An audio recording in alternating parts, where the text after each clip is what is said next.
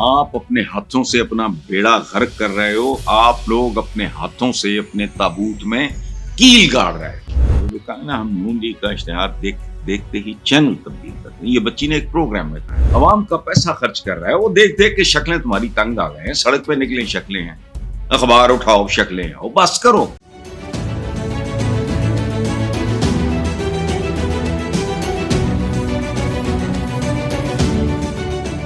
السلام علیکم ویورز.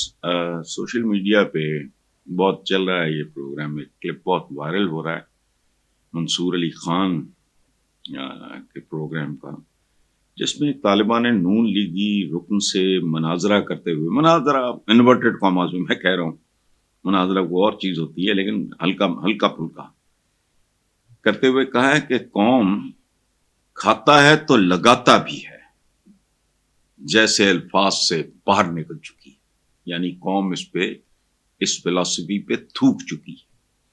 سڑکیں یا پل بنانے سے ملک ترقی نہیں کرتے. آپ قوم کا حال دیکھیں کہ وہ کن مشکلات میں زندگی گزار رہی ہے. ہم نون لیگ کا اشتہار دیکھتے ہی چینل تبدیل کر دیتے ہیں, اشتہاروں کی بجائے قوم پر توجہ دیں. اچھا, میرے پاس لکھا ہوا ہے, میں نے یہ دیکھا نہیں ہے, لیکن جس بچی نے نون لیگی کارکن سے یا جو بھی تھا یہ بات کی ہے, یہ میں مختلف طریقوں سے بار بار نون لیگ والوں کو سمجھانے کی کوشش کر رہا ہوں. وہ جو کہا نا ہم نون لیگ کا اشتہار دیکھتے ہی چینل تبدیل کرتے ہیں. یہ بچی نے ایک پروگرام میں کہا. بچی کون ہے میں نہیں جانتا, میرے پاس ان رائٹنگ آیا ہے. یہ منصور علی خان نے پوچھا ہوگا, یہ اگر وائرل ہے آپ لوگ خود دیکھ لو. یہ بات میں ان کو بتا رہا ہوں کہ اوور ڈوزنگ ہو رہی ہے. آپ اپنے ہاتھوں سے اپنا بیڑا غرق کر رہے ہو. آپ لوگ اپنے ہاتھوں سے اپنے تابوت میں کیل گاڑ رہے ہو. دیکھو کھانا بھی ضرورت سے زیادہ فلانا, روز تھوبڑے وہی نظر آ رہے ہیں, فلانا آئٹم کھانا ہے, اشتہار ہے 60 صفحے کی, یہ وہ لوگوں کے اندر اس کا ریئیکشن ہے. اب مصیبت یہ ہے کہ آپ کا کوئی درباری, کوئی چمچا, کوئی چمچی, کوئی کڑچھی یہ آپ کو بتائے گی نہیں. ممکن ہے وہ اندر سے خود بھی یہی محسوس کرتے ہوں, لیکن ان کا پرابلم ہے, وہ بات کر نہیں سکتے. انہوں نے وہ بات کرنی ہے. دیکھو بات سنو, پاکستان کی سیاست میں اچھا جو کارکن یا جو یہ BC کلاس قسم کے آگے لیڈر ہوتے ہیں, کامیاب وہ ہوتے ہیں جو وہ بات کریں جو ان کا لیڈر سننا چاہ رہا ہے. PTI کا بھی یہی کلچر ہے, اس میں کسی کو معافی نہیں. پیپلز پارٹی میں جو زرداری صاحب سننا چاہیں گے وہی سنایا جائے گا, یا جو بلاول سننا چاہے گا وہی سنایا جائے گا. PTI میں جو عمران کو پلیز کرے گی جو بات وہی سن, اور نون لیگ کا بھی یہی حال ہے. چونکہ یہ بیسیکلی شخصیت اورینٹڈ پارٹیز ہیں. ان کا پارٹی شارٹی تو پاکستان میں پولیٹیکل پارٹی اگر کوئی ہے اس کو پوچھتا کوئی نہیں. وہ ہے بیچاری جماعت اسلامی, اس کو گھاس نہیں ڈالتا. جہاں موروثیت نہیں ہے, ہم خاص طرح صدیاں ہم نے گزاری ہیں بادشاہوں کے, سلاطین دہلی تھے, پھر مغل آ گئے فلانا, پھر وہ فاتحین آ گئے گورے بار کے. تو ایک مزاج بن چکا ہے قوم کا. اب ان کو کوئی نہیں بتا رہا, میں بتا رہا ہوں, حالانکہ میں ان کو پسند نہیں کرتا, لیکن ایک جینوئن بات ہے کہ کیوں لوگوں کو اکتا رہے. عوام کا پیسہ خرچ کر رہا ہے, وہ دیکھ دیکھ کے شکلیں تمہاری تنگ آ گئے ہیں. سڑک پہ نکلیں شکلیں ہیں, اخبار اٹھاؤ شکلیں ہیں, بس کرو. اچھا, اب اس بچی نے جو بات کی ہے اس سے ہی سبق لے لو. میں تو شاید آپ کے خیال میں آپ کو مس گائیڈ کر رہا ہوں, آپ کو پراپر بات نہیں بتا رہا, ٹھیک ہے, چونکہ میں آپ کا دوست نہیں ہوں, اور سچی بات ہے نہ دوست ہوں نہ دشمن ہوں, میں میرٹ پہ بات کرنے والا آدمی, ٹھیک. اچھا, اور ہاں اس کھاتا ہے تو لگاتا بھی ہے, یعنی یہ نعرہ ان کے اپنے لوگوں نے اپنی طرف سے ہمدردی میں محبت میں, کھاتا ہے تو لگاتا بھی ہے. تو لعنت ہے بھائی, اگر یہ صحیح ہے تو پھر اس سے بڑی لعنت ہو کوئی نہیں سکتی.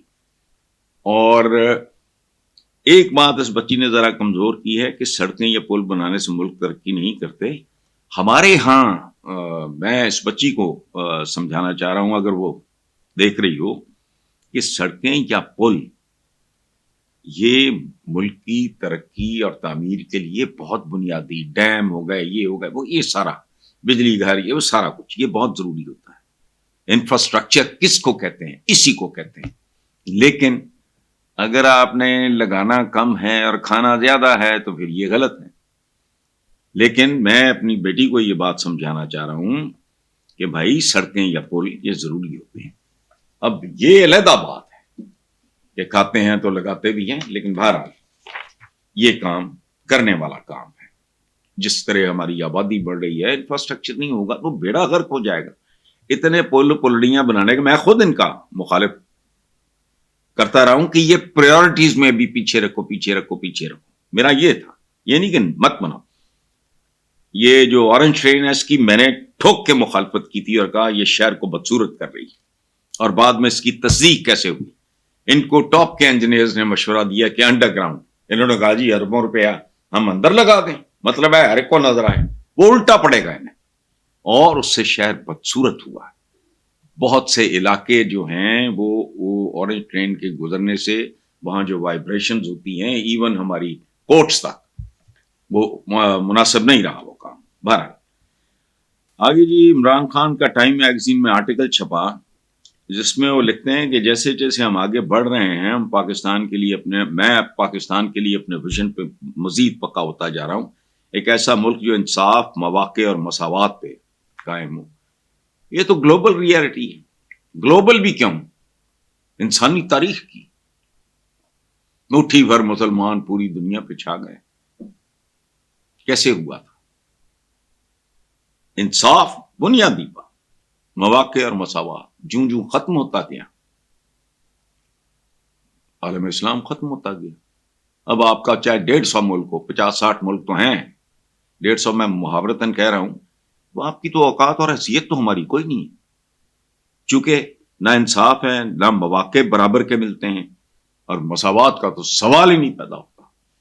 اچھا، آگے کہتے ہیں جی عمران خان، آگے کا راستہ مشکل ہوگا لیکن مجھے کوئی شک نہیں کہ پاکستانی عوام اپنی ثابت قدمی سے ان چیلنجز پہ قابو پا لیں گے اور مل کے آنے والی نسلوں کے لیے ایک روشن مستقبل وغیرہ۔ وہ تو ظاہر ہے کوئی لیڈر اسی طرح کی بات کرتا ہے، لیکن میں ذاتی طور پہ یہاں بھی تھوڑا اختلاف کرتا ہوں کہ پاکستانی عوام اپنی ثابت قدمی کیا ہے؟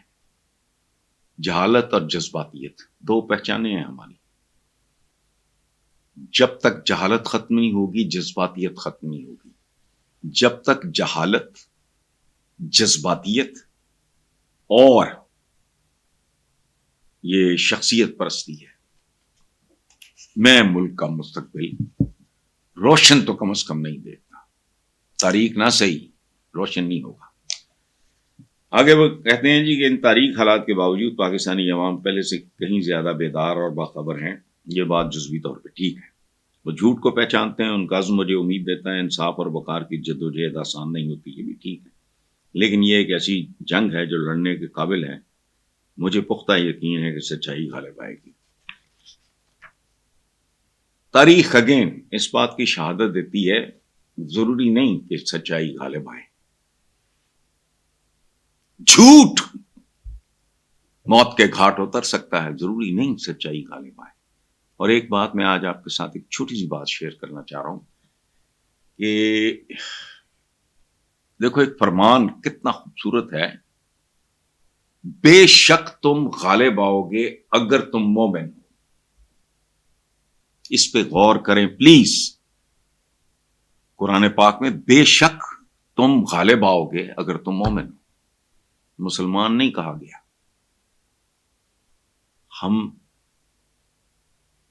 میں اپنی بات کر رہا ہوں، میں اور کسی، ہم مسلمان ضرور ہیں، مومن نہیں ہیں۔ ہم نے اسلام کو سمجھ لیا ہے نماز، روزہ، حج، زکوٰۃ، ظواہر جسے کہتے ہیں، جو ان کا جوہر ہے ان باتوں کا، وہ نہیں، وہ ہمارے اندر نہیں۔ یہ سارے کام کرنے کے باوجود اگر میں ملاوٹ کرتا ہوں، میں کم تولتا ہوں، میں جھوٹ بولتا ہوں، میں پیسے لے کے جھوٹی شہادت عدالت میں دیتا ہوں، کسی کام کا نہیں۔ میں مسلمان تو ہوں، کلمہ گو تو ہوں، یہی کہتے ہیں نا جی فلانا کلمہ گو ہے، مومن نہیں ہے۔ اسی لیے ہم دنیا میں غالب نہیں ہیں، مغلوب ہیں. اور ہماری تعداد مسلمانوں کی، ان میں مومن کتنے ہیں؟ جتنے عرب کی آبادی ہے مسلمانوں کی، اتنے شاید 1000 مومن بھی نہ ہوں، جو ہماری پرفارمنس ہے. اور یہ کوئی عبادات کی میں بات نہیں کر رہا، صرف کیا کہا؟ رب زدنی علما، علم حاصل کرو. چاہے چین، اس زمانے میں چین ایک سیولائزیشن تھی، یہ ان کا عروج پہلی بار نہیں ہے، انہوں نے پہلے بھی ایک دفعہ عروج دیکھا ہوا ہے. سو یہ باتیں ٹھیک ہیں. اچھا،